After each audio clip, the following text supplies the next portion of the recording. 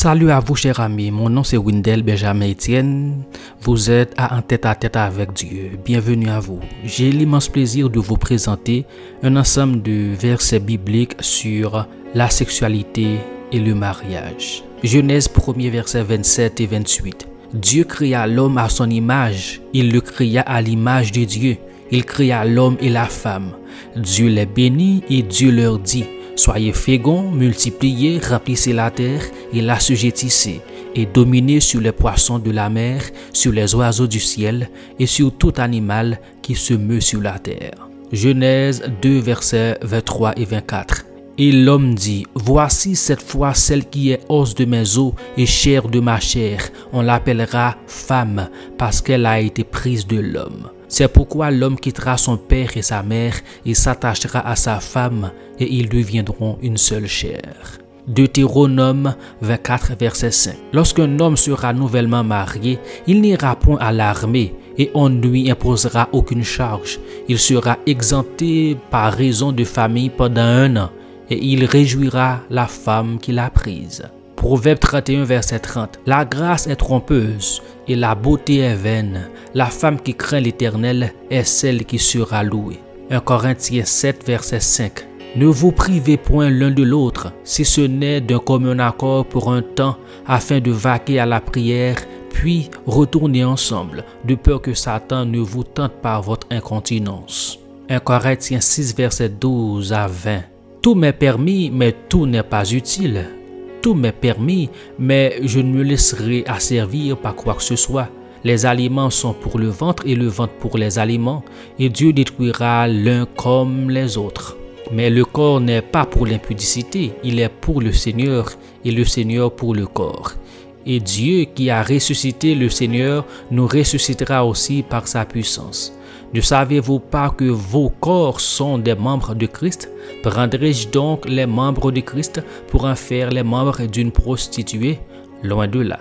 Ne savez-vous pas que celui qui s'attache à la prostituée est un seul corps avec elle? Car, est-il dit, les deux deviendront une seule chair. Mais celui qui s'attache au Seigneur est avec lui un seul esprit. Fuyez l'impudicité. Quelque autre péché qu'un homme commette, ce péché est hors du corps, mais celui qui se livre à l'impudicité pêche contre son propre corps. Ne savez-vous pas que votre corps est le temple du Saint-Esprit qui est en vous, que vous avez reçu de Dieu et que vous ne vous appartenez point à vous-même? Car vous avez été rachetés à un grand prix. Glorifiez donc Dieu dans votre corps et dans votre esprit qui appartiennent à Dieu. 1 Pierre 3, versets 1 à 7. Femmes, soyez de même soumises à vos maris, afin que si quelques-uns n'obéissent point à la parole, ils soient gagnés sans parole par la conduite de leurs femmes, en voyant votre manière de vivre chaste et réservée. Ayez non cette parure extérieure qui consiste dans les cheveux tressés, les ornements d'or ou les habits qu'on revêt, mais la parure intérieure est cachée dans le cœur, la pureté incorruptible d'un esprit doux et paisible qui est d'un grand prix devant Dieu. Ainsi se paraient autrefois les saintes femmes qui espéraient en Dieu, soumises à leur mari, comme Sarah qui obéissait à Abraham et l'appelait son Seigneur. C'est d'elle que vous êtes devenus les filles, en faisant ce qui est bien, sans vous laisser troubler par aucune crainte. Marie, montrez à votre tour de la sagesse dans vos rapports avec vos femmes, comme avec un sexe plus faible. Honorez-les comme devant aussi héritiers avec vous de la grâce de la vie. Qu'il en soit ainsi, afin que rien ne vienne faire obstacle à vos prières.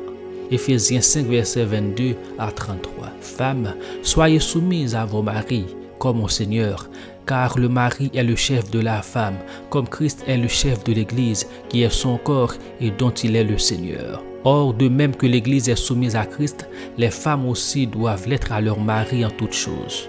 Marie, aimez vos femmes, comme Christ a aimé l'Église et s'est livré lui-même pour elle, afin de la sanctifier par la parole, après l'avoir purifiée par le baptême d'eau, afin de faire paraître devant lui cette Église glorieuse, sans tache, ni ride, ni rien de semblable, mais sainte et irrépréhensible. C'est ainsi que les maris doivent aimer leur femme comme leur propre corps. Celui qui aime sa femme s'aime lui-même, car jamais personne n'a haï sa propre chair, mais il la nourrit et en prend soin comme Christ le fait pour l'Église, parce que nous sommes membres de son corps. C'est pourquoi l'homme quittera son père et sa mère, il s'attachera à sa femme et les deux deviendront une seule chair. Ce mystère est grand, je dis cela par rapport à Christ et à l'Église. Du reste, que chacun de vous aime sa femme comme lui-même et que la femme respecte son mari. Merci.